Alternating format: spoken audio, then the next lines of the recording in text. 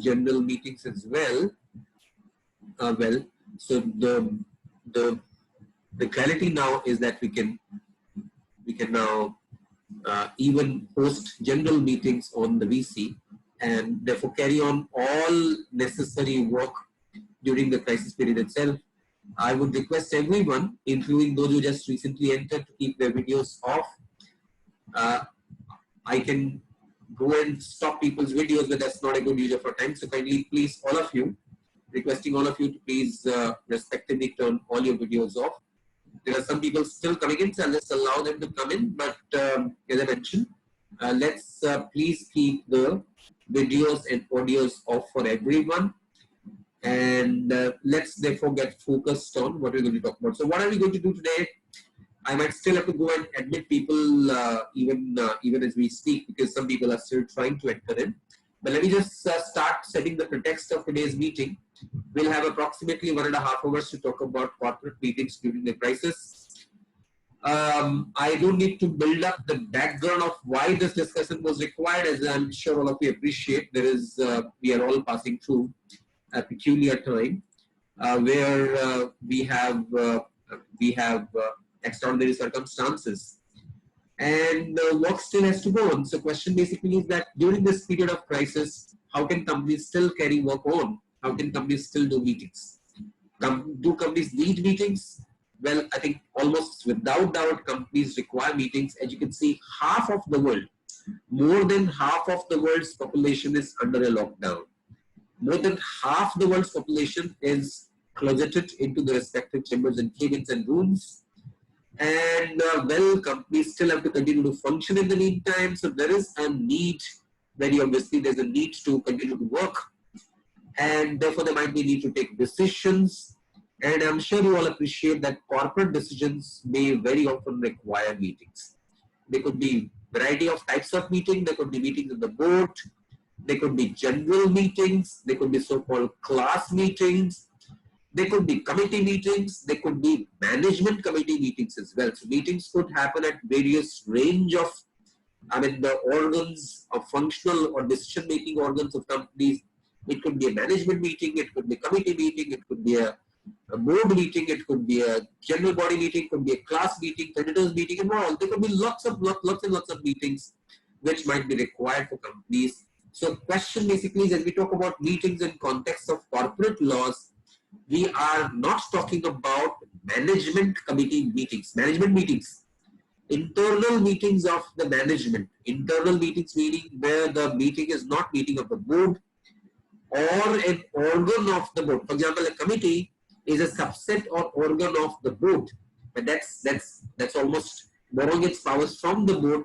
There are therefore rules applicable to committee meetings, but internal meetings which are completely, let's say, management meetings, internal management meetings, we are not discussing those meetings, but those meetings are completely out of the scope of any corporate law or corporate rules, or even for that matter, any kind of secretarial standards. We're talking therefore about board meetings, committee meetings, and general body meetings. Now, why do we need to actually do meetings during this time? Is this the right time to do meetings? Sure enough, not. So, question basically, what about the annual general meeting? We still have time. I'm sure all of you would agree that we still have a lot of time, because we have time till June to prepare the financial statements. उसके बाद देखा जाएगा, तब तक I'm not sure the situation will remain as critical as of now. So we'll probably have time for don't therefore hurry for the annual general meeting. But then general meeting decisions could still be required for other matters. For example, there could be a need to, let's say, get into a section 181A resolution, sale or disposal of undertaking. There could be a reason to exceed the borrowing powers. Borrowing powers are exhausted. But what I normally say is that borrowing powers is something that an efficient company secretary, gets enough of dispensation from the general meeting to take care of borrowing needs for next 7 generations. He passes one resolution which takes care of next 7 generations need for borrowing power. So this would basically be quite exceptional circumstance where somebody could think of, let's say, 181C limit getting exhausted. But then there might be financial transactions within the group. Let's say you might be able to give a guarantee for a group company which borrows money from a bank. You might probably need to create a collateral in favor of a group company. There might be question of managerial appointments. It could be such that on 31st of March 2020, the managing director's tenure came to an end, or might be the appointment of independent directors. IDs, their term also might have ended on 31st March. I mean, so if people have so appointed IDs that the tenure ended on 31st, that's obviously not the best way, because IDs should actually be appointed from AGM to AGM. I mean, that's, to my mind, the year in case of ID should actually be starting with the conclusion of the AGM and go to the 5th AGM. So the appointment should be from AGM to AGM basis rather than on calendar year or let's say financial year basis. But if people have done appointments on financial year basis, that's also a case where the appointment might be coming to an end. There might, of course, be a larger need for board. So while I'm saying general meetings may be needed, but the need for general meetings will be far less frequent than the need for board meetings. This is even more recurring in nature. We might need board meetings for any of the matters covered by section 179/3.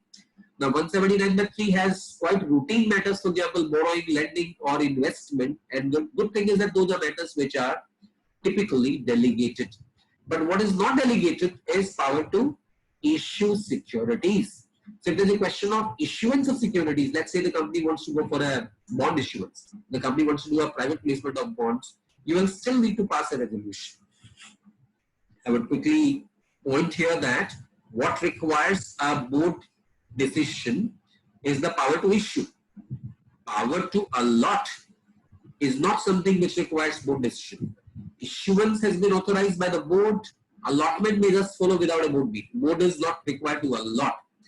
Therefore, allotment is not something for which you need to wait for a board decision, unless, I mean, at the time when you issue the securities, you kept the power with the board itself. But normally speaking, the board may authorize, the board may authorize a committee, it may be committee of the board, it may be committee of officers to carry out the allotment process. So that's not something for which you need a board meeting.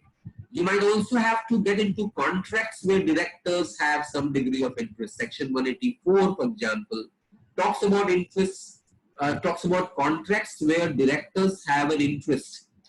For example, let's say you have a contract with a company in which the director holds X% shareholding. So there might be a question of, well, is this something which will require approval of the board in terms of 184/2? Now I need to quickly say here that 184/2 is not something which by itself requires the concurrence or consent of the board. 184/2 says if a matter, if a contract where a director is interested comes to the board, in that case the director in question will have to recuse or will have to refrain from participating. It causes recusal of the director. It does not force the matter to come to the board. I can see there are several people raising. I can at least see 2 persons raising hands. I will surely be coming. Let me just finish with this part and I'll surely be coming with the questions. So intermittently what we will do is to pause for a while and take questions. But otherwise, I would intend to maybe very quickly come to the MCA circular, because I think all of you might have gone to the MCA circular and probably might have issues with that. So I'll come to that very, very quickly. Once I'm saying that 184 by itself is not something which forces matters to come to the board. All it says is that if such a matter comes to the board, then the interested director must refrain from participating. So I'm of the view that unless the matter comes otherwise, and let's say because of 188, the matter comes to the board, there is no reason for the interested director to actually force the matter to come to the board and thereafter refrain from participating. But more importantly, there might be a question of appointment of directors. The tenure might have ended. You might need an additional director. There might be a question of renewal of contracts. Now, you might have taken some kind of resolution for ongoing contracts which might have actually lapsed on 31st of March. Or you might have exceeded the limits. Well, when your last year's board meeting envisaged contracts, the limit might have got exhausted. So there might be various reasons for which you might need a board concurrence. And for the very same reason, you might need an audit committee concurrence also. So board approvals and audit is something that you might need even more often. And I think all of you are in the world of practice. We also continue to interact with people in practice. We get to hear that there are lots and lots of matters which might require placing a matter before the audit committee. For example, if there is a question of utilization of proceeds of a bond issuance, this might need to be placed before the audit committee. So question of putting things before the audit committee, related party approvals, issuance procedure and so on and so forth might require the audit committee's interaction as well. Even more significant than that would be the CSR committee. Your company might like to make a contribution to the PM CARES relief fund, I mean the COVID relief fund, which is very noble cause to currently contribute money right now too. And your CSR committee might say, well, हमने तो पास नहीं किया resolution. Last year जब हमने CSR policy adopt किया था, CSR budget पास किया था, कोरोना के लिए पास नहीं किया था. How could you ever envisage such a thing to have been approved? So your committee might take, well, we need to meet and pass a resolution. Lots of these things can be done by circulation. I'm once again very emphatic that don't think of the board meeting as the, or the committee meeting as the only way, because lots of things can be done by circulation as well. So that brings us to the basic question: is corporate meeting a compliance requirement or is it a business requirement? Is it something which the law requires as self-serving requirement of the law? Is it something which the law as a policy requires us to do? Or is this something that we need for corporate decision making? I'm sure all of you would, unequivocally agree that basically we need meetings to decide. Meetings are needed for decision making. Meeting is not something which is a formality of law that we need to do just to meet compliance with the law. Meeting is something which is required to take a decision. Meetings could be required for approval. Meetings could be required for decisions. Meetings are required, therefore, for ascertaining the sense of the relevant body. The relevant body could be a general meeting. So we're needing a meeting of the general body to ascertain the sense of the members. What are the members wanting? We're wanting to ascertain the wishes of the members. That's the reason for a corporate meeting to happen. Same in case of board meetings as well. Corporate meetings, therefore, do not serve a compliance purpose. They are not a policy directive. They are basically a business need. It's not a prescription of law that we need to do a meeting. A need for a meeting arises when we need something to be decided. The solitary exception to this, the sole exception to that, could be an annual general meeting. Now, this is something which, ironically enough, I'm saying ironically because as I take you to what other countries have done, you will get to realize that it's ironical that in India we have not woken up to this requirement. On the contrary, we make things even more tricky, more tedious, even more procedure driven in India. But annual general meeting is seen by the lawmakers as some kind of a peshi. The directors ka members ke samne some kind of peshi is there. Why do I use this word peshi? Because the way the corporate laws thought, lawmakers, Jenkins committee years back thought that shareholders have appointed the directors to manage the affairs of the company for them, for the shareholders. If we do not call the directors even once to face the shareholders, it's like a complete dereliction of duty. These people were entrusted with the company's business, the company's assets, the company's funds, and they don't want to see the shareholders at all. So that's not something which the lawmakers have thought it wise. So long time back when the Companies Act was framed, the annual general meeting was taken as an annual ritual. This is a social ritual है. Directors को एक बार साल में कम से कम shareholders को face करना पड़ेगा. बाकी तो आपको जरूरत पड़े मिलिए, लेकिन साल में एक बार आपकी पेशी जरूर होगी. वहाँ shareholders अलग-अलग करेंगे, 5-7 tough question पूछेंगे, कोई chairmen को, कोई directors को गाली देगा, कोई उनको ताली बजाएगा. Whatever they do, depending on how popular how well your company secretary is managing the shareholders. Sometimes company secretary is so good at managing shareholders who हर बार आके बड़ाई करते हैं, but I have seen lots of corporate meetings having more of din than any. General meetings mostly have more of a din. I don't need to be spending time discussing all of that. So let's come straight. The provisions of the statute are very quickly passed through that. I will not spend time on that, but please understand when we talk about board meetings, we're talking about sections 173 to 176, talking about board meetings. Specifically, we're talking about the section which talks about video conferencing, board meetings by VC, 173 by 2. The entire set of MVP rules is dedicated to board meetings, and the entire SS1 is also dedicated to board meetings. As regards general meetings, there are a lot more provisions in the law. Sections 96 to 117 talk about general meetings, and then sections 108 to 110 specifically deal with postal ballots and e-voting. And the entire company's management and administration rules, at least parts of that, deal with general meetings.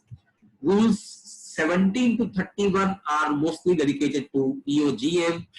And then we also have SS2, which is obviously dedicated to general meetings. So when we talk about board meetings and general meetings, the typical mind frame is that we open our shastras, we open our ritual books, textbooks and ritual books, and we try to say, अरे इसमें कहाँ लिखा है NBP rules में कि आप ऐसे कर सकते हैं, आपने कहाँ लिखा है SS1 में कैसे कर सकते हैं, कहाँ लिखा है SS2 में. The normal instinct of every compliance professional is to open up SS1, SS2, NBP rules, sections, and say आप बताइए कहाँ लिखा है सर कि कोरोना के टाइम में मीटिंग कैसे करें, क्राइसिस के टाइम में मीटिंग कैसे करें, क्राइसिस के टाइम में कोई भी चीज कैसे करें. I'm sure you all appreciate that crisis के टाइम में हॉस्पिटल्स को कैसे मैनेज करें उसका नहीं मालूम था अनफॉर्चुनेटली. तो क्या कंपनीज मीटिंग कैसे करेगी इसका मालूम होना चाहिए था. That sounds, I mean, completely outrageous thought to think of the crisis being envisaged by the rule makers and lawmakers. But well, we as compliance professionals, our normal instinct is we try to rummage through our books of shastras and we try to see इसका answer बताइए कहाँ है, और answer नहीं मिलता तब तो लगता है this is something that is not permitted. So back to point, I'm very quickly now building the background of what I'm trying to say. The whole purpose of any meeting is to ascertain the sense of the body. Ascertaining the sense of the body, that's the normal, I mean, the intent of any meeting. And sense of a meeting can be ascertained by formal means or by informal means. This part, the part that I've shaded a bit, this is very important. Informal modes of ascertaining. Now, there is no SS1 or SS2 for that. There is neither a section for that. But there is a body of case law on ascertaining the sense of a meeting by informal means. There's a substantial body of case law, and I'll very quickly come to that. But if you're using the formal means, then the sense of a general body meeting can be ascertained by either a postal ballot or a formal meeting. And in a formal meeting, you could do the meeting with e-voting or without e-voting, depending on whether your company is a listed company or your company has at least 1,000 shareholders. And then when you talk about corporate meetings in general, I'm not, for the time being, I'm not putting board meetings there. So the right time we talk about corporate meetings in general, we talk about meetings of shareholders, meetings of creditors. Meetings of shareholders once again could be general meeting versus class meeting, and general meeting once again could be an annual general meeting or extraordinary general meeting. And then we talk about meetings of creditors, we can talk about a class meeting. Sorry, I've got class meetings twice. It could be class meeting of creditors and meetings of debenture holders, or it could be general meeting of creditors, or it could be class meeting of creditors, because creditors की meeting also can be general meeting versus class meeting. For example, I might need to take sanction of all the creditors. In case of insolvency proceedings, sometimes, not in corporate insolvency, but some insolvency proceedings, we need to take general meeting, general body of creditors. Class meeting of creditors in so-called, let's say, schemes of arrangement, we need to take sanction of each class of, there will be separate meeting of class of creditors. So that's a meeting of class of creditors. These are things that we probably don't need to spend very much time right now. But I was coming to a very important point, which is, can there be something called an informal meeting as well? Now, can there be something, can the sense of the meeting be ascertained in informal way? So I'll use a couple of examples, and I'm hoping that none of you in this meeting today are those who attended my same meeting day before yesterday also. नहीं तो आप बोलेंगे क्या मैं tape खोल दिया, जो last time बोला था वही एग्जैक्टली बोल रहा हूँ. मेरे पास एक टेप ही है, बार बार रिपीट करने की जरूरत नहीं है, मैं सेम ही टेप ऑन कर देता हूँ और सेम बोलता रहता हूँ, रख के रखता हूँ, बोलता रहता हूँ. तो I used two examples last time. I'll use the same examples. एक example है, I need to call a general meeting. I need to call a general meeting, say to increase authorized share capital. I need to increase authorized share capital. I need to call a general meeting. I can see people are raising hands, so please allow me next few minutes, and I'll definitely come and take questions in this case. I'll do a small pause and take questions. In case you want to write questions on the chat, that's also possible. In case you want to raise hand and speak the question, that's also possible. Give me maximum 3 to 4 minutes before I open up for questions at the first tranche of questions at least. So I'm saying my company is a private company. My company is a private company consisting of 2 shareholders. When I talk about a company consisting of 2 shareholders, the imagination that people will have a छोटी सी company होगी, sir, कोई घरेलू company होगी. नहीं. Companies with 2 shareholders are not घरेलू companies. And I'm sure all of you agree there are companies carrying thousands of crores of turnover with just one or just two shareholders. The so-called IBMs of the world, the so-called Googles of the world, the so-called biggies who are in India, most of them are subsidiaries of foreign holding. Most of them are 100% subsidies of foreign owning companies. उसमें shareholders कितने होते हैं? In fact, the holding company is the 100% shareholder, but for sake of technicality, they have one nominee with one share. So my company has two shareholders. I will, however, take the example of a private company, which is, let's say, family-owned company consisting of just two shareholders. Let's say brothers, father, son, or husband, wife, are the two shareholders of the company. This company needs to increase authorized share capital. It consults its company secretary, sir, the CS sir, tell me how do I increase the capital of the company? So CS अपना शास्त्र खोल के बताता है कि sir, for this I will need a resolution in general meeting. Fair enough. General meeting call कर लेते हैं. कैसे करें कि सर आप एक काम करिए, शेयर को 21 दिन का नोटिस दीजिए. 21 दिन का नोटिस दीजिए to call the general meeting. 21 दिन का नोटिस किसको दूं? शेयर को. शेयर कौन है? मैं और मेरा भाई या मैं और मेरा बेटा? मैं और मेरा बेटा जो एक ही घर में रहते हैं या एक ही ऑफिस में बैठते हैं, उसको मैं मीट करने के लिए आई गिव हिम नोटिस कि 21 दिन के बाद आओ और मेरे से मिलो. He is right now with me, let's say instantaneously, but I tell him come after 21 days to meet me. And how do I tell him? I send him a notice. So I actually do what? I post a notice in the dark.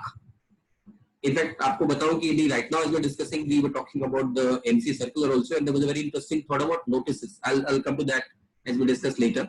So I'm sending what? I am calling my brother or my son for a meeting, who is actually in the same room or same house that I stay in. But I tell him through the Dakia, I would post a letter in the post office. Please come and meet me after 21 days. Now, I'm sure you're getting the pun inherent in it. Is it sounding sensible that I call my so-called shareholder who sits with me day in and day out? I ask him to come for a meeting 21 days later, and I use communication through the postal medium. So there's a Dakia who travels with my notice. Then the Dakia travels back to my house with the notice addressed to my son or my brother. And I call him for a meeting 21 days later. This is one, I would say the so-called triviality of the process of calling meeting. I'll take another example. This one is real. So I said, and I used it last time as well. So let's say in a flight from UK to India. It's not happening right now, so don't get worried about it. In a flight from UK to India, you find a couple of people, two persons traveling, and they're traveling all the way from London to, they'll probably land in Delhi. Ask them why are they going to India? The reply is that they're going to India for holding a general meeting. They are coming all the way from London to India to attend in a general meeting. Remember, these are the two people who are representing the 100% holding company of the Indian subsidiary. One person is probably the corporate representative, the other person is nominee shareholder. Among them, they hold 100% of the capital of the company, and they're coming to India to call a meeting. But these people are 7.5 hours in the flight. They are together. Therefore, they probably sit in UK also in the same office. They probably meet, daily in UK, and they're 7.5 hours in the flight together. They fly 6,000, 7,000 kilometers to do a meeting, and that meeting actually is what is a purely perfunctory requirement. So the point I'm trying to say is that most of the corporate meetings, I don't want to carry the view that meetings are shareholders democracy, etc., etc. Those are sounding like extremely, beautiful thoughts. The reality of the corporate world is that 90% of the meetings are between, the so-called meetings are between shareholders who stay day in and day after in the same place, and therefore the meetings are nothing but a complete, it's a complete formality. It's a formality which can be avoided. The question therefore is, can these meetings actually be avoided? There are rulings and rulings. Remember that there are rulings and rulings which have actually upheld that the requirement of a formal process of attaining shareholders' consent is purely a formality of law, and this is something which is not unavoidable. It's not a substantive or mandatory provision of law. This is purely a directory requirement, and in appropriate circumstances, this can be done away with. So I'll just first talk about quickly some rulings, and then I'll come to provisions of law. I'll show the provisions of law as well. I guess you have the text of law as well before you, so maybe you can see the text of provision to corroborate what I'm trying to say. First point, this principle that you can actually ascertain shareholders' wishes through informal means is called the duomatic principle. Duomatic is the name of a case This Duomatic is the name of a ruling. Re-Duomatic, that's the name of the ruling. That's here, Re-Duomatic. That Lord Justice Buckley's ruling. Buckley is one of the most, authentic judges on corporate laws. Buckley in Duomatic 1969 ruling talked about informal resolution of shareholders. He said if, remember, unanimous consent of all shareholders is available, then the meeting is purely a formal. Meeting is not a necessary requirement. If what I have is unanimous concurrence of all, if all shareholders agree unanimously on any matter, then there's no need for a meeting. So a written resolution of all shareholders, if I got a couple of shareholders, I get it signed. If I got 100% holding company, I get it signed by the holding company. If I got 100% concurrence on the resolution, maybe by email, maybe by written piece of paper, then the meeting is purely dispensable. I don't need the meeting at all because that's something which is not even required. Have courts recognized that? I have rulings and rulings of Indian courts which have recognized the duomatic principle. If you Google any place and call for duomatic principle, look at the rulings of Indian courts, you'll find at least 20 Indian courts have adopted or cited with approval the so-called duomatic principle. Among the earlier rulings, we have a ruling of the Patna High Court in Parikh engineering case, and subsequently similar rulings have been there by lots of other courts as well. A beautiful text from a ruling of Australian court in Wagner versus International Health Promotions. That's over here. You can see this part. This one says meeting does not have to be physical meeting. Meeting is meeting of mind. It's not a social gathering जहाँ आपको आके खाना पीना करना है. It's not a social gathering जहाँ पे आपको chit chat करना है. It's basically what? The idea basically is to ascertain the sense of the meeting. So what you need is meeting of minds. So whatever technology enables you to do a meeting of mind, that is good enough as a meeting. I don't need, for every resolution, I don't need interaction. If shareholders are happy that I don't need interaction, I'm happy without interaction, in that case, I may not call for a formal, so-called interactive meeting as well. I can actually do away with interaction also. Now, if you open section 117(3)(b) of the Act, that's a very important clause there. You can see this is not a new provision. This provision has existed for years now. And if you open the section 117(3)(b), if you can just open the text, that would allow you to kindly see what I'm referring to. So see section 117 and then come to section 117(3)(b, right? And that's what this section says.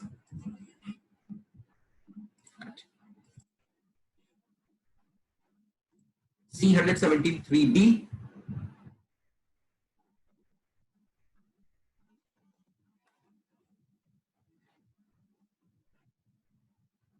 And come down and this one it says 3(b). That's where we are. So resolutions which have been agreed upon. See this part.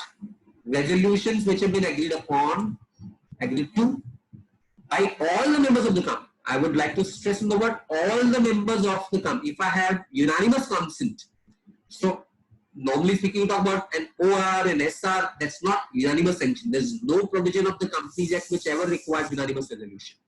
Unanimous resolution is not required by any provision of the Companies Act to my understanding. So this is the only place where we're saying if the idea is to avoid a meeting by shareholder consent, then I must have unanimous sanction, because even one shareholder wants to say that I need a meeting, then I cannot force the meeting to be avoided. I cannot say the meeting is an avoidable exercise, because this one shareholder, irrespective of shareholding, he might actually carry the thought that मेरे पास 1% shareholding था, but if you allowed the meeting to happen, I could have actually changed the mind of the remaining 99% also. So even one shareholder saying that I need the meeting. So if I have concurrence of all the shareholders for themselves applying the discretion have come to a conclusion that they do not need a formal meeting. The law cannot come and say that you still need a meeting. What is the meeting for? After all, the meeting is to take a decision. If the shareholders are happy and they say we are happy with the decision in writing, then there is absolutely no need for a meeting as such. That's been the decision of several UK cases, and that's also been the decisions in several Indian rulings as well. So I'll just very quickly show you the Indian rulings which have likewise upheld that you can actually call a meeting without having a formal meeting at all. So you can see rulings and rulings, and here are some of the rulings. So the provisions for meetings are directory and not mandatory, and courts have upheld or applied the due-matic principle. There is an AP High Court ruling, there are Delhi High Court rulings and Mazda theatres, there's a recent ruling in Anok Properties. There are rulings and rulings of courts that say that the requirement for a meeting is not completely a formality or kind of mandatory requirement of law. This is something which can be avoided under circumstances. So let me just very quickly summarize what I'm saying, and I'll come back to questions right here. And before we proceed further, because we need to talk about board meetings, and then we need to talk about the VC enabled meetings as well. So very quickly, what I'm trying to say is that if you have 100% the shareholders unanimously agree that they are okay, for example, this increase of authorized share capital. All shareholders say that we are happy, well, we would like to increase authorized share capital. Why do we need a meeting at all? We don't need a meeting where a meeting is just not as such required. So meeting is not a mandate of law. I'm saying the only exception to my mind will be the only exception annual general meeting. AGM is somehow something which lawmakers have thought of as a necessary formality. Baki sari meetings are all avoidable if we have a decision from 100% of the shareholders. Now quickly, I must also add that in UK for private limited companies, AGM was completely dispensed with. The requirement of AGM has completely been done away with in UK for private companies. There is no need for an annual general meeting for private limited companies in UK. This was done away with as long back as in 19. And therefore, it's an irony that in India we have not woken up to this need, because you'll all agree that for private limited companies, the thought of calling a meeting is actually a triviality. It's a mere. I mean, I would actually go to the extent saying that all we do basically is to fake the minutes. We just record the minutes of a meeting which actually never happened. No meeting was ever required actually, because for something like a private company, you actually don't need a meeting as such. I have Ravi Arora would like to ask something. So Ravi, if you can either say or maybe type on the chat, whatever you prefer. Ravi, do you want to say something? Ravi Arora ji.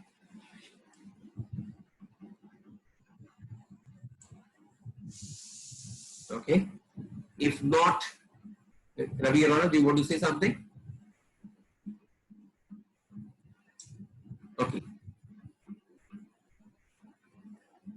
Right. I think we can continue to move forward. And Ravi, in case you want to type the whatever question or whatever in the chat as well, that's also possible. You can type it out too. Okay. Let me proceed further. And I was mentioning that we need to very quickly talk about the board meetings. I have a question from Chirag Ular.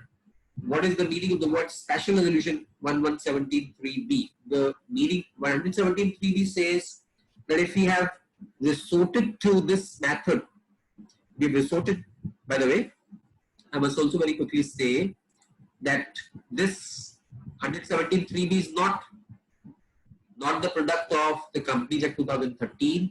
Same process was there in the 56 Act as well. Corresponding section of the 56 Act, corresponding to section 117, was section 192. 192 also had similar language. 192, to my recollection, 192.3g or somewhat similar, had a similar enabling text to say that if a resolution is agreed upon by all the members, it will be effective as a special resolution. Resolution which is agreed to by all members will be effective as a special resolution. That would mean this is treated as if it's an SR. So Chirag's point is that what's the significance of special resolution in section 117.3b? Significance is that if I'm resorting to this informal resolution method, I'm getting a written section of all shareholders. I would prefer that this is treated as a special resolution, and therefore please do filing of the resolution using the ubiquitous MGT 14. So this also requires filing, so that you have filed it with the registrar as well. put it on record that we have passed resolution by unanimous vote. So that's, to my mind, that's the meaning of 117(3)(b). There is a similar provision for class meetings as well. In case of class meetings also, you can use the same technique. So you'll find 117(3)(d) also saying the same thing, similar thing, that you can actually pass similar resolution in class meetings too. So very, very quickly making a point that if you have small company with just a small number of shareholders, don't bother about a VC meeting at all. You can just go and get the resolution sanctioned by all the shareholders. That will be effective as if it's a resolution passed in a meeting. Let's proceed further, and we will. I'm wondering if people have any questions at that stage before we proceed further. If there are any questions, you can say at any point of time. As of now, I'll proceed further because the idea basically is to very quickly come to the MCA circular. I'm guessing you'll all have lots of questions when we come to MCA circular. So how is it that you take general meeting decisions during the crisis? How do you take? If it's possible to defer the meeting, you may not pass the resolution. You may not, if you defer the resolution for some time, you can do it once the things get normalized. If you can pass unanimous resolution by writing written consent of shareholders, you can proceed that way as well. If the company is much larger, you have lots of shareholders, and you are well in an urgent state of urgency, you need the meeting to be called. Then you follow the MCA circular, to which we are coming to very, very shortly. Let's proceed and we talk about holding of board meetings to VC. By the way, as I come to the MCA circular, there are lots of interesting developments also I need to share. So I think there are certain things that we need to be talking about as we come to that circular a little later. Let me come to the holding of board meetings to VC.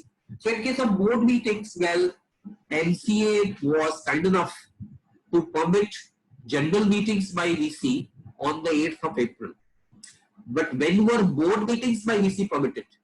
Those who are, I would call senior people in the room, will probably agree that this is something which was agreed to, this is something which was conceded long time back. In fact, 2011, 56 Act में भी so-called green initiatives came. Holding meeting by VC was a green initiative, and this was done long time back in 2011. And 2011 when some guidelines were drafted by the then Department of Company Affairs to permit VC, permit board meetings by VC. What is, however, therefore ironical is that to a large extent, to quite some extent, the text of even the present provisions continues to carry the thought, continues to carry some of the thoughts which were propounded long time back in 2011. So you find somehow very, very strange provisions in the provisions of law which talk about board meetings to VC. First of all, 173(2) says yes, you can participate in board meetings either personally or by VC. Either personally or by VC. मतलब VC में जो आ रहा है वो personally नहीं आ रहा. If you are participating in a board meeting through VC, like for example, I am participating through VC. ये personal नहीं है क्या? मैं like what? मैं नहीं हूँ कोई दूसरा आदमी है. जैसे आप सब आ रहे हैं तो आप नहीं हो कोई दूसरा आदमी है. पता नहीं मेरे को what is personally or through VC. That's a slant of section. Section में ऐसा माना गया कि एक मीटिंग हो रही है एक पर्टिकुलर जगह, वहां पे 5 आदमी बैठे हैं और छठा आदमी ज्वाइन कर रहा है उनको थ्रू VC. माने एक ऐसा मीटिंग हो रहा है जो फिजिकल हो तो रहा है, some people are joining there by VC. That's the idea of the rules that were drafted long time back. Remember that this was drafted long time back in 2011. There was no crisis at that time. Technology had not developed to the extent it's developed now. We did not have this kind of meeting. I don't think in 2011 it was possible to envisage that 70 odd corporate professionals will be interacting and will be doing a webinar on company meetings, all by VC. There's no one physically present anywhere. We are all physically present at our respective places. All of us are physical. However, we are all connected through use of technology. So that's 173(2) says it's possible. However, the proviso comes with some kind of, दे तो रहे लेकिन condition है. Condition क्या है? कि for restricted matters you cannot do. Restricted matter also the MCA was grand enough and said, well, अभी तो 19 मार्च को सर्कुलर दिया कि भाई अभी फिलहाल दिक्कत है, तो restricted matters में भी जून तक तुमको छोड़ रहा. जून के बाद मैं इजाजत नहीं दूंगा, restricted matters नहीं कर पाओगे, but जून तक आपको इजाजत दे रहा हूं, तो आप जून तक जाके you are free, you can do restricted matters, you can approve financial statements also if you want through the VC. अभी VC rules are, to my mind, quite strange because, as I mentioned, it's drafted in a very, very particular mindset. माने the chairperson of the meeting, first question तो आता है chairperson at a place. There's a place where the chairperson is, and probably the CS is also at some place. So there's something called a place of a meeting, and then the director is participating through VC. So the chairman can see the director. It's an audio visual mode, therefore the chairman can see सामने कौन बैठा है. फिर भी वो roll call लेगा, पूछेगा क्या आप वही हो जो मेरे को दिख रहे हो? It sounds extremely funny that I can see the person right in front of me. It's not like a so aadmi wala meeting where I keep the videos off. I'm sure a board meeting will maximum of 7, 8, 9, 10 people joining by VC. I can see who is right in front of me. I can see their faces. Still, I'll ask, भैया आप कौन हो बताओ, अपना नाम बताओ. So I'll take kind of hajri. It's like a hajri session. The chairman will first take a hajri, and at the same time, this meeting will be recorded. Board meetings are never recorded. Board meeting in physical sense are never recorded. However, AV meeting, an audio-visual meeting will require recording, and the recording has to be preserved. As if my secretary auditor will come and say, "Show me that आपका record कहाँ है board meeting का." Anyways, these are like little funny things in the VC meeting. It's a calling of a board meeting by VC is not a concession from the lawmaker. It's not a dispensation or a concession. This is the way business is. I mean, currently, whole lot of business all over the world. Leave along this exceptional circumstance. January के पहले भी ऐसा ही था. Whole lot of businesses all over the world were happening, making use of technology. तो पता नहीं क्यों इतना मतलब ऐसा reserved thought कि well, as if I'm conferring something which is very very unusual. तुम लोग इसके लायक नहीं हो, लेकिन फिर भी तुमको ऐसा allow कर रहा हूँ. I don't know why this thought process at all. It's as if I'm granting you some concession that you otherwise don't deserve. So I'm allowing you to participate through VC. I'm not sure that's a Q thinking आया, but that's the board meeting through VC. Now this also, as I mentioned, the thought process there was that these meetings are happening at some place in physical sense, and the directors are participating. Some directors are participating through VC. But here also it was not thought as if all directors are hooked on, all directors are connected, making use of the VC. Now during the crisis, I'm sure it's not possible for anyone to be physically meeting at any particular place. So during this crisis time, how do you hold board meeting? Sure enough, this will be all VC board meeting. There's no question of a meeting happening at some place, therefore directors joining through VC at some place. It's an all VC meeting. The entire meeting is happening through VC. And there's absolutely no region. I must once again stress, a lot of our colleagues and professionals say, sir, ये तो meeting का place कहाँ देंगे? इस notice में क्या लिखेंगे? Meeting is happening at what place? How can there be a meeting without a place? I feel like saying, how can there be a person without a face? ऐसा पूछ रहे हैं कि आप बिना चेहरे के कैसे हो सकते हैं? ये meeting का place is not like the face of a person.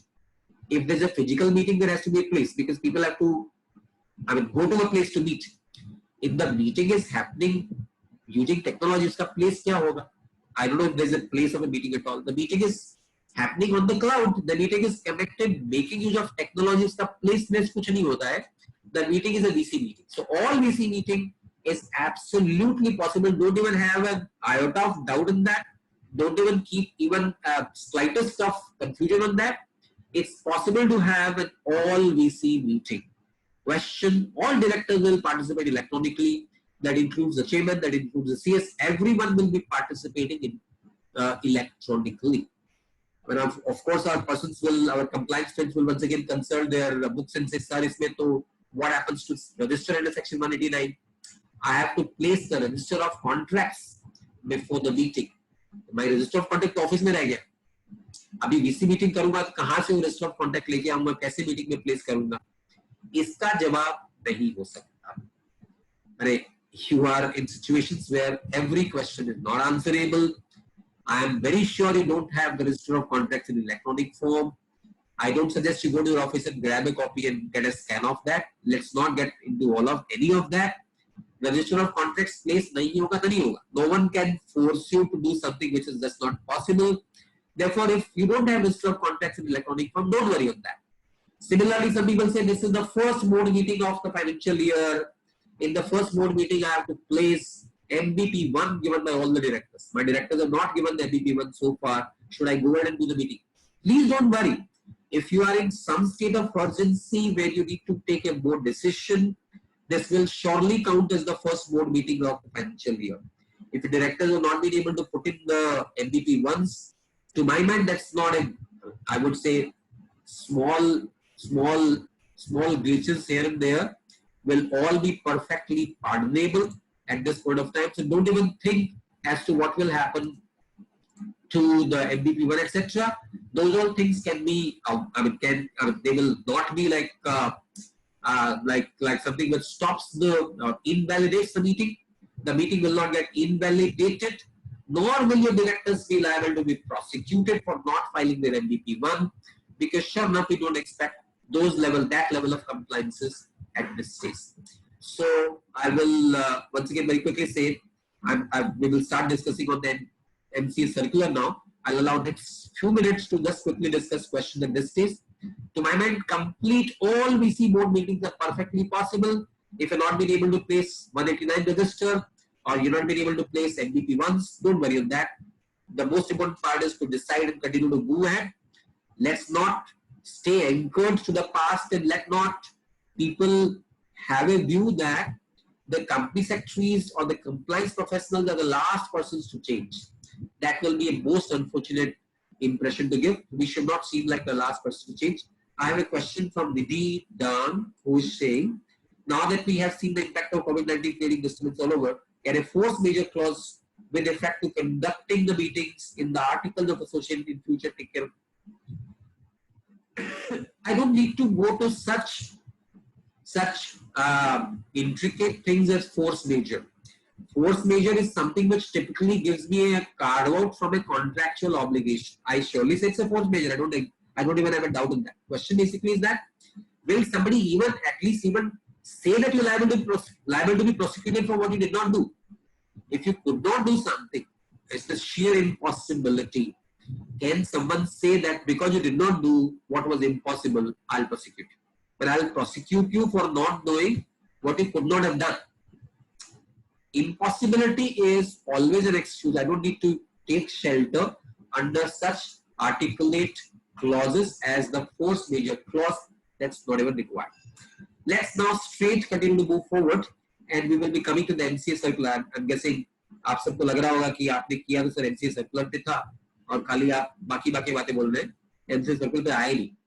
All of us are so very particularly waiting for the MCA circular bit. So let's come straight to that. MCA circular of 8th of April is a general circular. MCA does not create a law. MCA cannot write a law. MCA can create rules. ये that rule है, the law है. This is basically just a circle. It's a general circle. So general circular says its aims at clarifying the way forward. It's basically saying, well, you are in a crisis situation. You might need to take decisions. Here I am allowing, or I am giving my view, MCA's view, on how a meeting can be held around this time. Is it a prescription or a permission? Is it enabling or is it prescriptive? Is it saying this is how the meeting should be done, or is it saying this is how meeting can be done? So sure enough, in my view, this is enabling, not prescriptive. So if there are other ways of ascertaining the sense of meeting, don't get fixated that MCA ने बोला हमको वो ही करना है जो MCA ने बोला. MCA ने बोला वही करना है ऐसा माइंड में मत रखिए, because this is purely an enabling provision. And then the circular itself also makes it clear and says this allows companies to hold general meetings in unavoidable circumstances. That would mean if it's unavoidable that you need to take a decision in a meeting formally, in that case this is how the meeting can be done. So of course MCA says आपको जिंदगी भर के लिए इजाजत नहीं दे रहा हूँ, जिंदगी भर के लिए VC आप अलाउ नहीं है, but VC something limited time permission है till 30th June you can do that. 30 June के बाद फिर technology gets shut. I mean the Zoom platform or WebEx platform or any platform is not a good platform after 30 June. 30 June तक आपको इसलिए इजाजत देता हूँ कि आप लोग तकलीफ पे हो. तो ये तकलीफ में एक रामबाण की तरह आया है कि you can do meetings this way. It's like an ocean for a problem. It's not something that you will live with. As I mentioned earlier, world over, the way business proceeds is making use of technology. Meetings are happening world over using technology. But when it comes to general meeting, I have given you relaxation only till 30th June. Beyond that, I am not willing to allow. I quite often, I would quite hopeful that once the ease and the convenience and the participative nature, the democratic nature of general meetings, making use of the VC becomes known. There's absolutely no reason why the NC or the law will not permit such meetings in future as well. So I would once again reiterate that who is getting put to inconvenience if the meeting is done by VC? Who is having a problem? Shareholders get better right to participate. Shareholders from all over the country can join. People can join at the respective places. People don't have to travel. People don't have to spend time in queues. People can join with lot more ease. It's lot more participative. It's far more democratic than any other mode of meeting. So I don't know in what way are shareholders put to inconvenience. So why should this be a concession or a dispensation for a limited period or under exceptional circumstance? On the contrary, I would basically say that it's unfortunate that we needed a crisis to make us aware of this. It's more of a necessity than a crisis-driven exception. Right, that's my view though. But well, this is basically for EGMs for so-called unavoidable. If the calling of the meeting is unavoidable, that would be you need to pass either an OR or an SR. And I'm also wondering whether there's anything other than OR or SR also for which you might need a meeting. Meetings are obviously not networking sessions where you just meet for casual meet over coffee kind of a meeting. It's not a coffee meet over of members. The meeting is obviously to pass some resolution, which can either be OR or can be SR. I cannot think of a third type. The OR and SR are only two types of resolutions. So if I'm needing to call an AGM, once again the question can be, can I use this modality for an AGM? If you're relying on the MCA circular, the answer will be no, because the MCA circular makes it very clear that this is something which is permissible for EGM. Remember, I said sometime back as well that lawmakers of the UK law years back, 1940s, Cohen Committee, Jenkins Committee, years back, they thought that shareholders deserve at least one right to see the directors at least once in a year. That was the thing. So AGM will still need to be held. That's the thought process of the lawmakers as far as this law is concerned. I'd also mentioned that way back in 1989, there was a very illustrious scholar called Seeley, S-E-A-L-Y. You would see lots of books by L.S. Seeley. Seeley put up a report called Company Law and Commercial Reality. And then he was appointed as the chairperson of a committee to review the corporate laws. 1986, something that report came. 1989, Companies Act in UK gave lots of relaxations to private companies. The AGM was also relaxed for AGM. A private company in UK does not need anything called an AGM. The whole concept of AGM has been dispensed with unless the members electively vote. The election is given to the members. It's not something which is forced on members. But in India, of course, we have still not come to that thought process. I've got some questions from members already, but I'm just coming to the questions very shortly. So as I mentioned, this is a relaxation or dispensation only in case of EGMs. Now, very importantly, we're talking about two types of companies here. We're talking about companies which are required to provide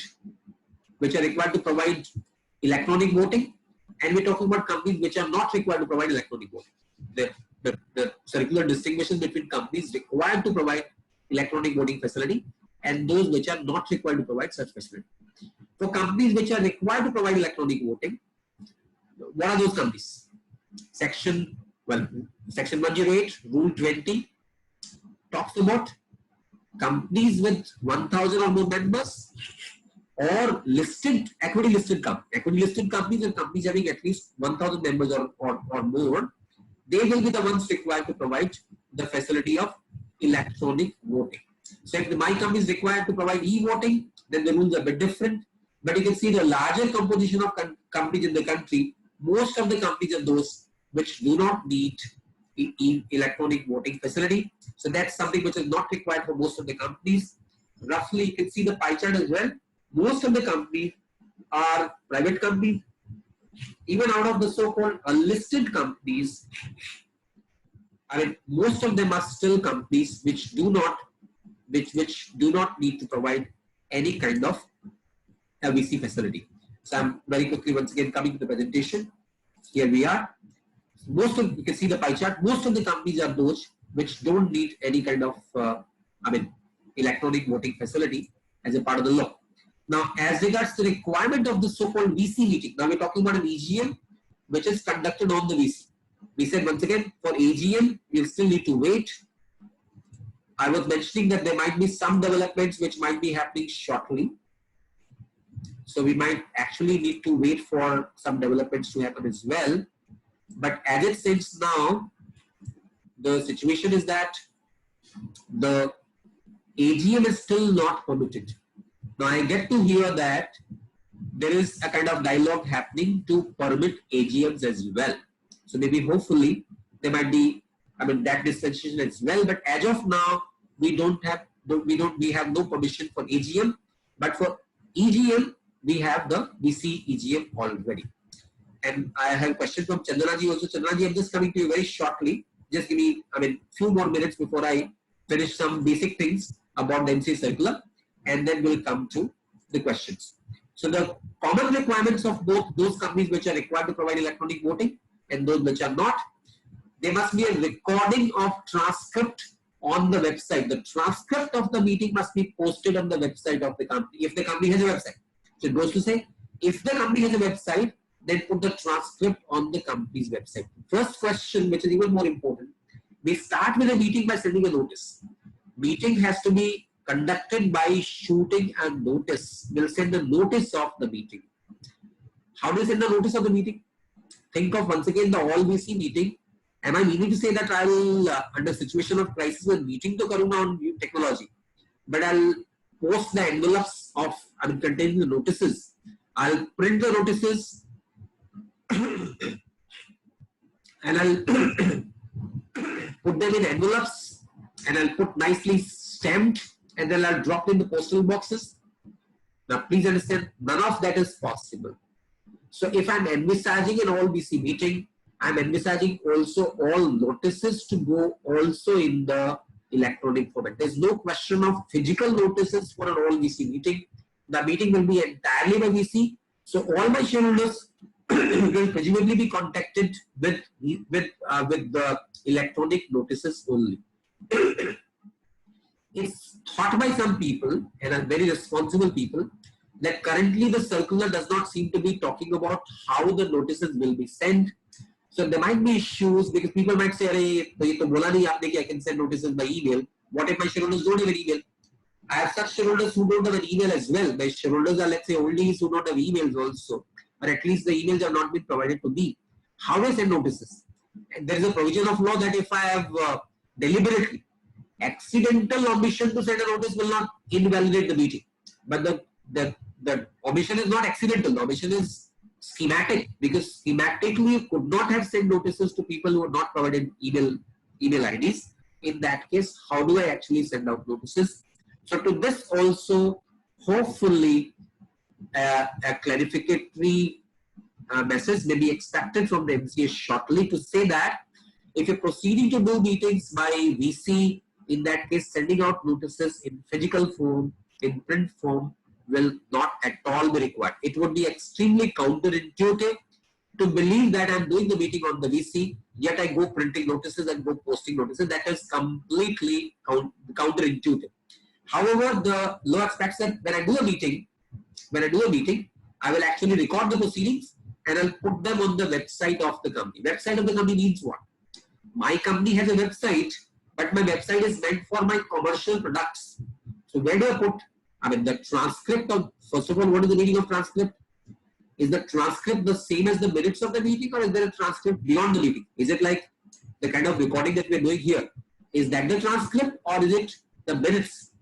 Normally speaking, in corporate laws, the only transcript of a meeting that we understand is the minutes. Minutes are not ad verbatim, word by word record of the meeting. Minutes are minutes. So minutes talk about resolutions, minutes talk about proceedings of meeting. Minutes is not like, electronic record of the proceedings. My submission therefore is that, like in case of the VC, board meetings, probably the lawmakers have thought about some kind of a recorded proceedings of the general meeting as well. So please, the facility will probably record it. So you can, maybe if you have a website, shareholder website. So two things I said, what's the meaning of transcript and what's the meaning of website? Very, very quickly.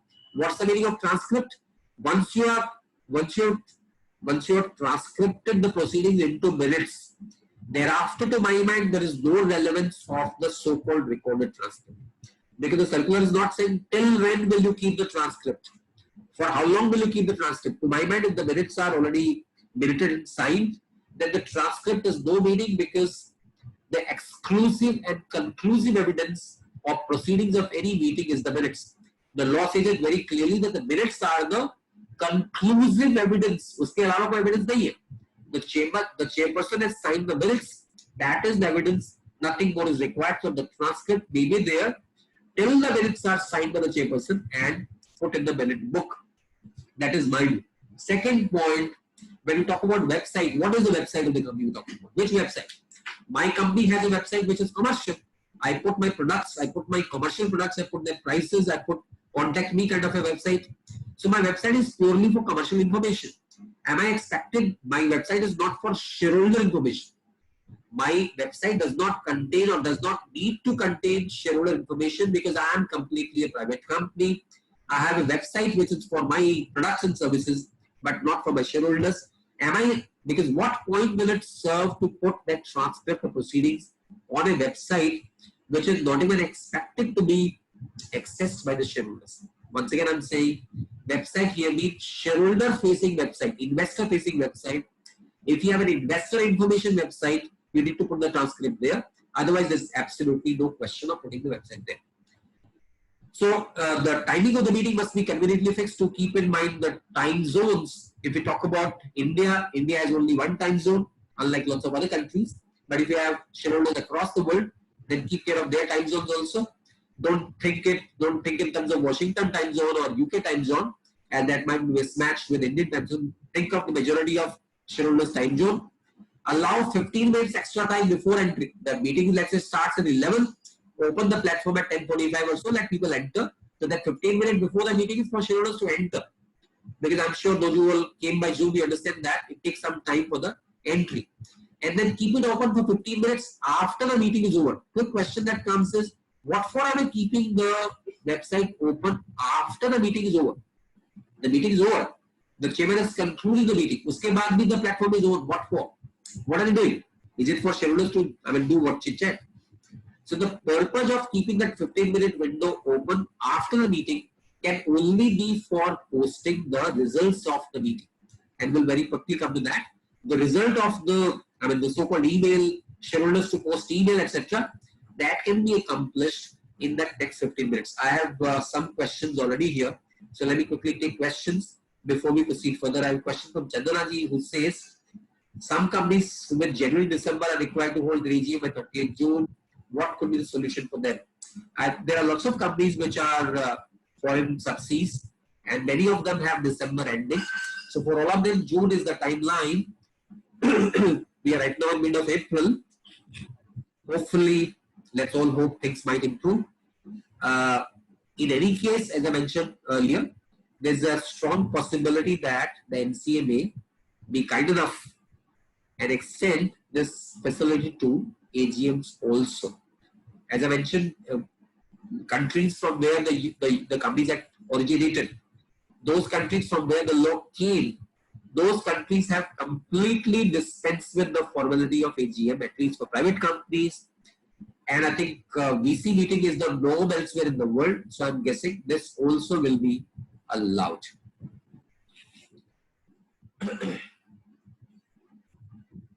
Right. So 15 minutes time subsequent to the meeting as well. I've got a comment from Kirti Dureja who is saying something, but I think that's something which is something that we can very quickly come back to. So I was talking about once again the requirements of the VC meeting back here. Now, what should be the features of the platform which is connecting the shareholders? What should be the important features of the platform which is connecting shareholders? This is a very important point. The platform, whatever I choose. The MCA has actually named WebEx. Pata nahi WebEx ko name kiya. WebEx is only one Cisco's platform, but there are lots of other platforms. And I think most of you will probably be using Zoom like we are using Zoom. Many people use Zoom these days. So you can use whatever platform you want. the typical features which are necessary. It must have an audio facility, it must have video, it must allow two-way communication, audio as well as video. I'm not necessarily expecting that every shareholder will be allowed to interact in video mode. That's not required. Shareholders should be allowed to interact, not necessarily in a particular mode. Shareholders can either pre-post questions or can post meeting at the meeting. The video participation of shareholders is not important. It should, however, be capable of being recorded. That's another part. And then additionally, there are two more features which are important. I would say these are not coming from the MCA circular, but you will definitely think these are important. Part one, the platform should also allow documents to be placed in the meeting. Because if I'm doing a meeting by VC, I'll have to place documents as well. For example, if I'm doing a meeting for appointment of the managing director, then the agreement with the MD also has to be put for shareholders inspection. So how do I put that for inspection? I can put it on the platform itself. When you are in the meeting in VC mode, you can go and see the documents as well. Also, additionally, I would say the platform should allow voting also. Because for companies which are not required to put electronic voting facility, question is at the VC meeting, how will votes be cast? MCA says that shareholders can send an email. If we expect shareholders to participate in the meeting and subsequently go and send emails, it will create a mess. Why? Because then you need to also say within how much time can you send the email. Meeting is, let's say, over at 12 noon. Till what time do you expect shareholders to send an email? You tell them to send the email by tomorrow, then we're actually getting into a very funny situation. The meeting was the place to decide. The meeting was the forum to decide. You are permitting shareholders to go home or to, let's say, take time and then decide. You are not giving time to decide. You are giving time to shoot the email. The time given is not for decision making. The time given is for shooting the email. So in my view, it should be possible to put the votes or cast the votes on the platform itself. Many of these platforms, I'm not sure about Zoom, but several of the platforms permit voting as well. And it will not take long time before technology develops, because this is something which is new. And I'm sure tech platforms will very quickly come which allow both VC participation as also voting. So what you would therefore expect is that the voting is happening seamlessly immediately after the meeting as well, so that we are not expecting shareholders to take time and send their votes thereafter, because that would mean decision making after the meeting. Important, the very purpose of the meeting is to decide in the meeting, not after the meeting. So the platform should not give additional time for casting votes. I have several questions that have come up when I probably made some very sensational comments. So I've got several comments here. Chirag Kularji is informing that WebEx allows voting, and I mentioned that there are some platforms that allow voting. I cannot be specific to a particular voting platform. Ramataji said 15-minute time is for live participants. Join 15 minutes before the meeting, 15 minutes. You're saying 15 minutes after start of meeting as well. I mean, I should not stop entry if the meeting has already begun. I completely agree with that. That could also mean that I should keep the entry into the room open even after the meeting has started. So people can enter when the meeting has started as well. 15 minutes before, 15 minutes after the starting point. AV mechanism is mandatory, or telephonic audio is not possible, because as I mentioned, the whole idea of interaction is to seamlessly interact in both AV, because if I'm participating purely by teleconferencing, that is not AV, that's not audio visual. In today's parlance, thinking of pure, I mean, teleconferencing, I think is not in tune with current times. That's not something that we need to get into. We can actually think of AV participation is so very easy that I don't need to think of the good old telephone as the mode of communication. In any case, recording may not be possible. Verification of identities may not be possible. So there might be lots of limitations of purely telephonic conference. Telephonic conference is the way for business, but these days, I mean, technology makes it very easy for people to have AV participation. Karishma says circular does not apply to ordinary business act. I completely say, I mentioned that the circular is limited to EGMs only. It is as of now not extended to AGM. This is, however, something that we might expect might be relaxed in some time from now. This is not something to which I'm not privy to these discussions, but I get to hear from very responsible people that this is also something which may soon be permitted. So I think let's proceed further and certain more points to talk about about the MCA circular. So moving forward quickly. Very interesting, it says the large shareholders must be present. Well, while you all understand that entry into those platforms is first come, first in basis. What should be the capacity of the platform? The platform should allow at least 500. The number becomes 1,000 for companies with EV, with electronic voting. At least 500, but goes to say 500 or the maximum number of members of the company. My members are only 50, for example. In that case, I don't need to buy 100 members capacity from Zoom. And I'm sure all of you understand that I need to pay as per capacity. So I will need only so much capacity as the number of members. My members are only, let's say, 80. I need to buy up to 100. I don't need to permit beyond that. But then it very importantly says that presence of at least one ID. ID shall attend, and then says auditor or auditor's representative who is qualified to sign, that means a chartered accountant, shall attend. अब ये बड़ी अद्भुत बात है. ID shall attend. If the company has an ID, the ID shall attend. But when we call any meeting, whether physical or AV, we always invite the directors also to attend. The chairman obviously always comes because he is the chairperson. IDs, are they required to come? Well, if it's a general meeting, IDs do come because audit committee chairman normally is there, NRC chairman has to be there, etc. But in the AV meeting, which is anyway not AGM, why does the ID have? The ID will be invited, will strongly impress upon the ID also to kindly, sir, Ajay, please join kar lijiyega, etc., etc. ID doesn't come, what happens? I have two IDs, both of them did not join. What do I do? Does that mean the meeting becomes invalid? Now, when the MCA says shall come, you would please plead with them, try to prevail on them, sir, kindly aa jaiye. I am not therefore taking this as a prescription or a kind of mandatory requirement. ID does not come, therefore the meeting is not valid. That's not the view that I want to convey. Even more important will be the presence of the auditor. What for are you needing the auditor for an EGM? My EGM is, for example, being called to increase the share capital of the company. What does the auditor have to do with that? My EGM is called, say, to dispose of an undertaking. What is the auditor having to do? Auditor's presence has no relevance for such resolutions which are not connected with accounts and audit. In any case, accounts and audit is mostly the preserve of the AGM, which I'm not even envisaging here. So the question of the auditor's presence is completely an aberration. And I would take it to mean that if the matter requires auditor's participation, the auditor will also be invited. I think many of you here will be secretarial auditors as well. तुरंत दिमाग में question आएगा, sir auditor का बोला है, sectoral auditor का नहीं बोला. सेक्टरल ऑडिटर नहीं आएगा कैसे चलेगा? उसको भी आना पड़ेगा. I leave it to you all to decide whether we would like to, impress upon the MCA to increase the requirement. Not only should the auditor, but even the secretarial auditor must be present. I'm leaving that for MCA to decide. The presence of institutional investors must also be encouraged. Next comes very, very important point which says resolutions passed in the meeting will be filed within 60 days.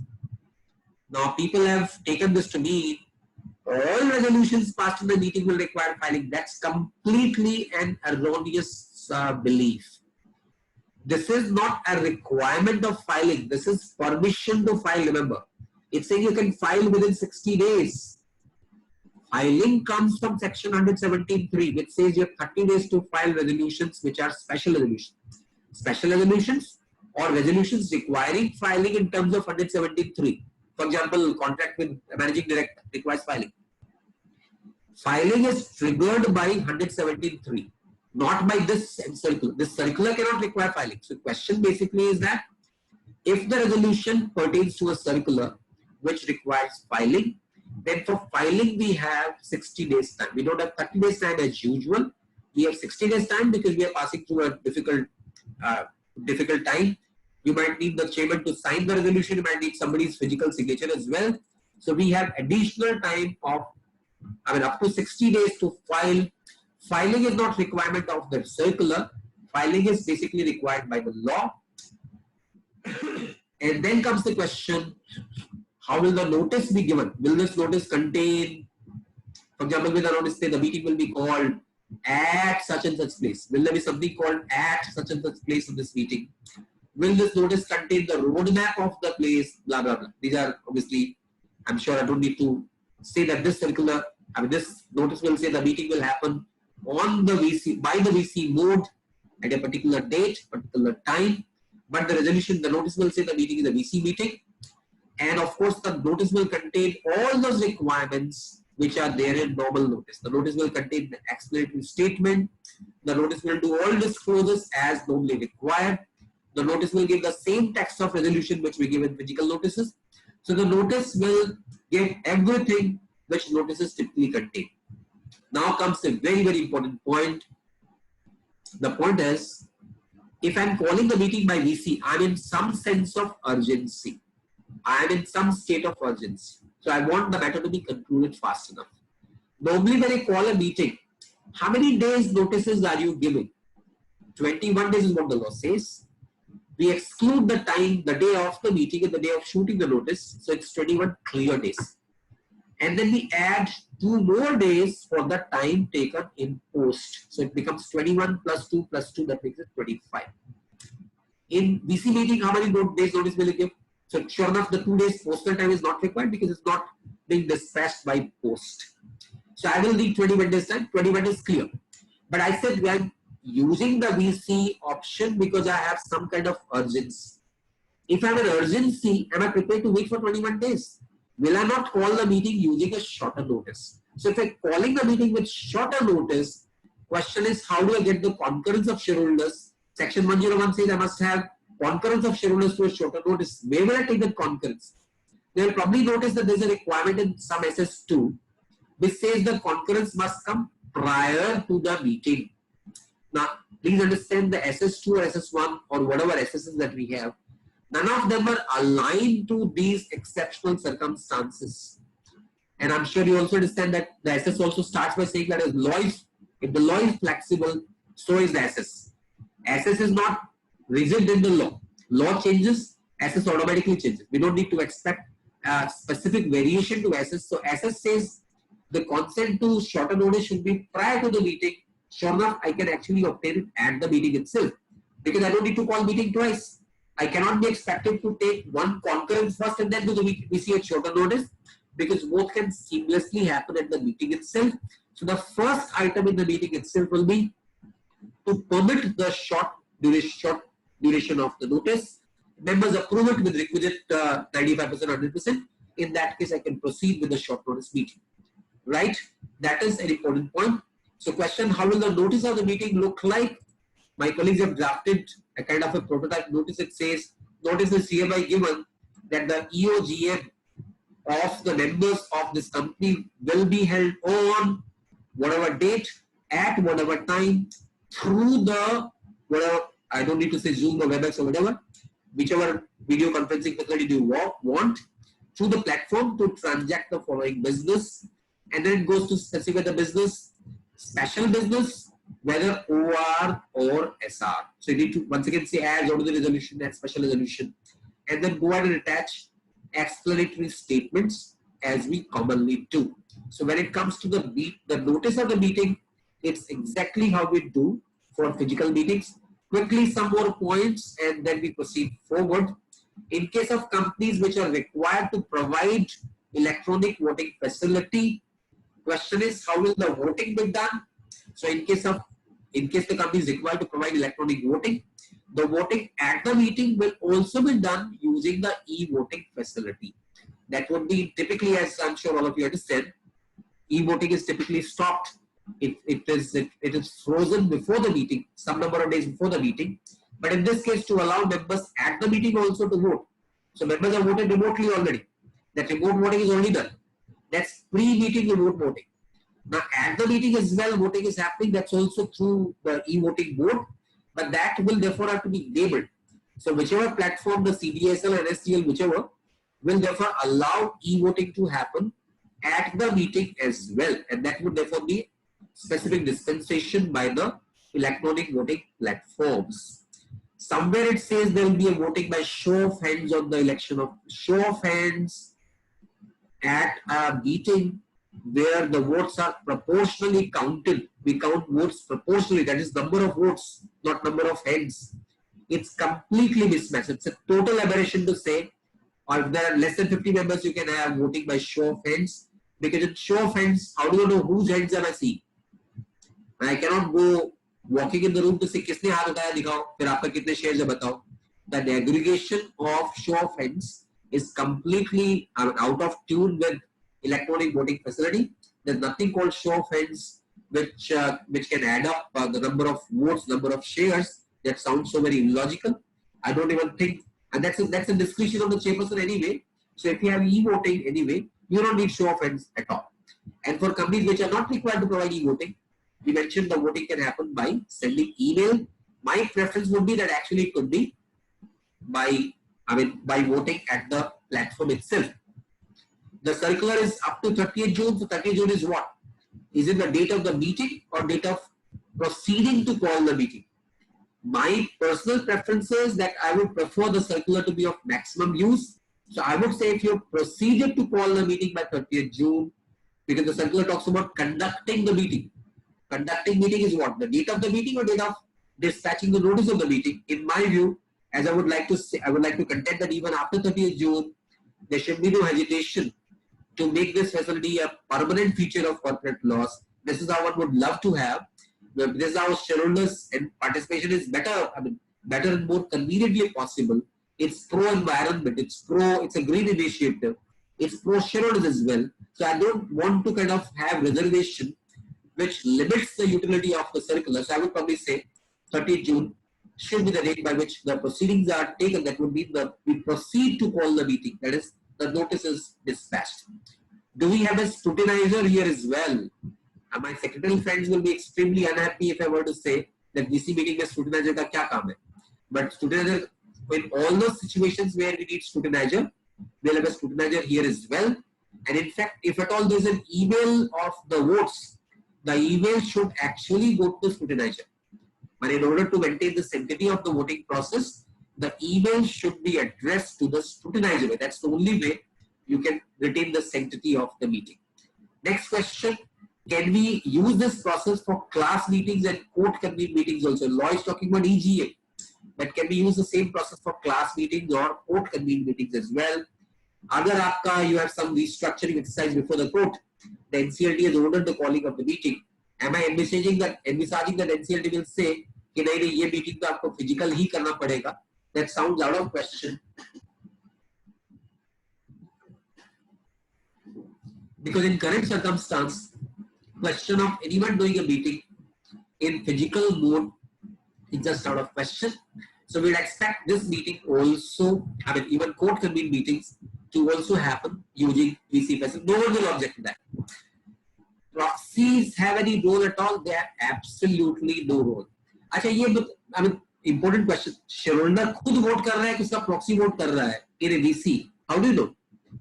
Machines can recognize login IDs. Machines cannot recognize who is using login ID. So if the member is not personally able to log in, somebody else logs in for him. As long as he's putting the right login ID, that's all we need. We don't need anything beyond that. So I guess this is what we had to say. We had a time slot of 1.5 hours for this. We almost at the end of the 1.5 hours time slot. I can see if there are any questions at this stage. This is, quite a senior group of participants. So if there are questions, I'll be happy to maybe take some questions. Right. Kirti Dureja has a question for matters which were earlier approved by shareholders. If the board is amending certain conditions, in that can it be done without shareholders' approval? See, if something is resolved by shareholders and we want to modify that, we need to see, did that original resolution permit the board of directors to make changes? If I'm trying to amend something which is permitted by shareholders and the shareholders did not give me permission to make amendments, I cannot do amendments. I will need the approval of that very body which gave me an approval. If the shareholders permitted the board of directors to change, for example, let's say ESOP plan was approved, the shareholders did not permit the board of directors to make changes, then I cannot make changes myself. I will have to go to shareholders once again. That's the basic principle of law. Any other question? Anyone? We have 61% still in the room, so I'm so very happy that such senior people have been in the room for such a long time. But in the meantime, if there are any questions that anyone has, next few minutes before we close it. And I don't know, you might have noted that we also announced a back to basics kind of a workshop on company act. So we ये सब मैं क्यों कर रहा हूँ, because मेरे पास और कुछ करने का नहीं है, मैं यही सब कर रहा हूँ अभी.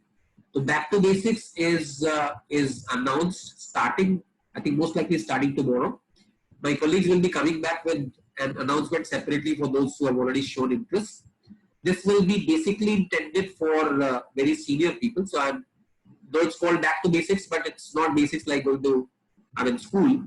The basics are very important basics. And there will be 4 sessions of 2 hours each, most likely starting tomorrow. My colleagues are coming back with this announcement. We will take only 50 persons for that workshop. So you'll be getting a mail from Neetu, my colleague. Only 50 persons will be allowed, and there will be a contribution of rupees 2,000 per participant, not to me, but to the PM Cares fund. So participants will be required to.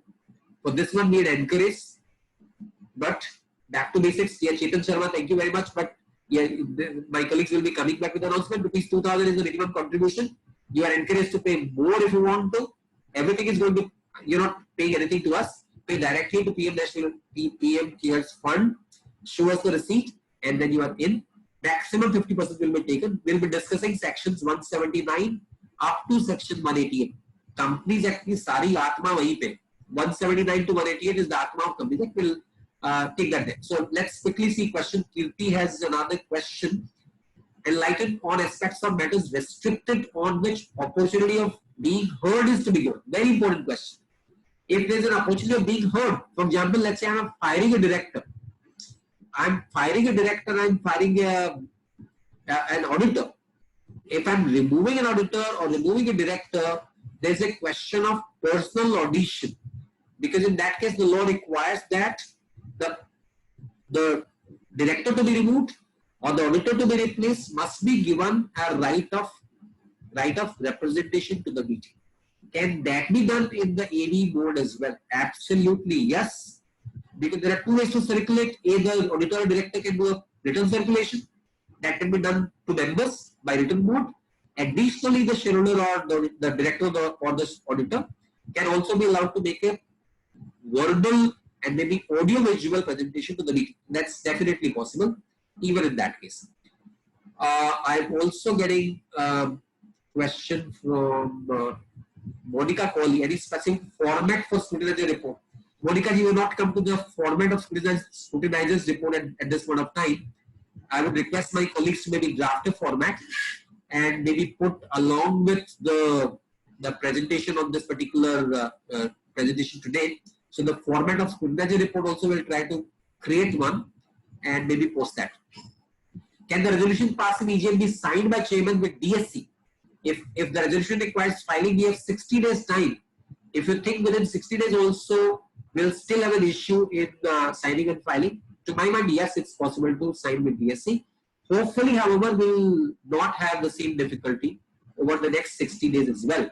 Rinku Maniarai Rinku says the circular uses the word auditor and his representative shall attend. They have not used stat auditor. So does that mean that Rinku is saying the word auditor shall be present? So which auditor are we talking about? We have secretarial auditor, cost auditor, internal auditor, concurrent auditor, forensic auditor. We have whole lot of auditors. So which all auditors are the devtas whose presence is required for this meeting? Normally Ganesh ji ka presence chahiye hota hai. Ganesha is what we need for meetings, but यहाँ पे Ganesh जो है, that if the laws talk about auditor without a qualification, auditor without a prefix, we always take it to mean stat auditor. Besides jokes, I said when the word auditor is used by any law without any prefix, we basically mean the statutory auditor. So we will request that stat auditor will be the Ganesha for the meeting. उसकी वंदना करके उसके बाद meeting हम चालू करेंगे. Chirag says matters which are opposite being heard can't be taken to VC as mentioned in point 2. So as I said, I'm not taking the circular to be completely prescriptive, Chirag. So if you want to swear with the circular, in that case I'll go through that. And if it says that matters which require personal representation cannot be done in VC mode, I will go with the circular. Audited accounts can be approved by board of directors in audio conferencing in view of the recent MC amendment. Suparna's question, I think yes. Karishma says discussion on all declaration and disclosures from directors and KMPs will be a topic for discussion. Yeah, if you are saying topic for discussion for my back to basics we actually intended sections 179 onwards right till 188, and for 4 meetings of 2 hours each, I think that's enough of an agenda. So whatever comes along, I mean lots of sections for example will come along that. So I think that itself should be sufficient. Ravi Sharma ji says that someone has made a contribution to PM Cares of 2,000 rupees. Will it be allowed? Of course, yes. The idea is therefore the idea is to be as liberal as possible because we are contributing to novel cause. But if you made a contribution already, that will suffice. So if you want to make contribution from today onwards, I'm not saying today or hereafter. I'm saying any contribution of 2,000 rupees or more, as much as you want to PMKS fund is what we need. I think with this, it's time for me to say thank you all. As always, we will be recording. We have recorded this and we'll be placing this also. So thank you very much for being here. It was very, very senior group of participants. Thanks, Siddharth. Thank you very much.